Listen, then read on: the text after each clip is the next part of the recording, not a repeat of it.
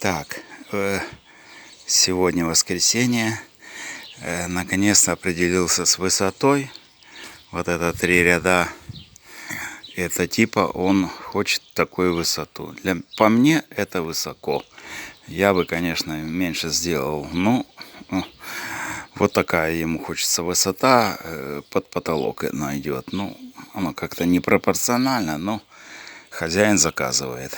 Ну, вот здесь добавляю. Вот, там на печке тоже добавляю. Кирпич еще он есть. Он просто хочет сработать кирпич. Но пропорции... Ну, мне не нравятся пропорции. Вот это очень большая высота. Я бы так на 3 ряда, потом каминную полку. Я ему предлагал, но он не захотел. Но делаю то, что он хочет. Вот таким макаром.